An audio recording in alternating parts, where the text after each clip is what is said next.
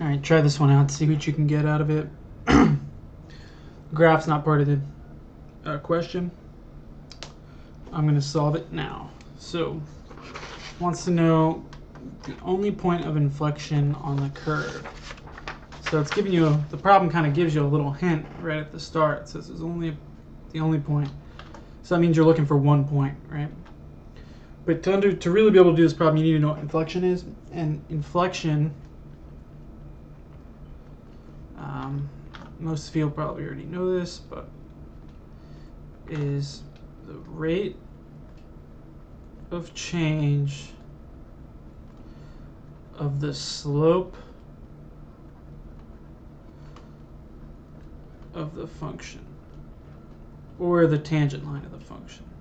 The rate of change of the tangent line, the rate of change of the slope. So for this graph here that isn't part of the problem, you can see the slope, the tangent line looks kind of like that, and then it looks here, and then as it bends down, it gets a little more flat, it gets fully flat right about there, and then it starts rising. So the rate, how this is changing is with the inflection of the graph.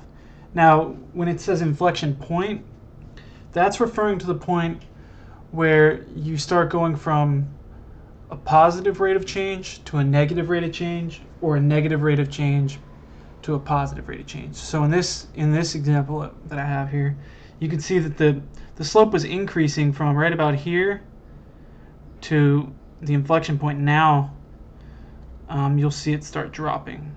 The slope starts decreasing until it's all the way down here, and then it keeps on decreasing. So this point is where that changes, and you find that when the inflection is 0.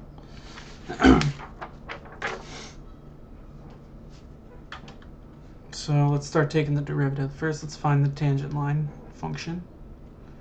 So the first derivative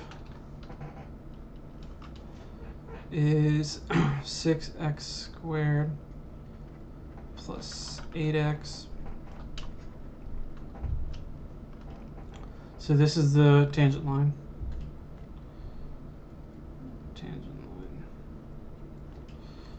Or the function, I guess you could call it, the tangent line. And then we'll take another derivative from here. 12x plus 8. So now at this point, again, you're going from in this case, a positive rate of change to a negative rate of change. So somewhere on your inflection, if you were to graph your inflection function, you would have it going from positive to negative. And that point will be right here. So we're looking for this x value, okay?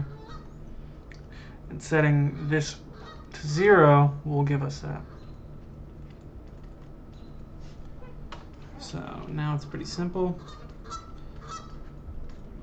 12 equals negative. Oh, I actually kind of drew it correctly there. So you can see at negative 2/3, we will have our inflection point. So if this was our graph, this would be 0, this is negative 2/3. But it's not. This is just some random thing I pulled off the internet.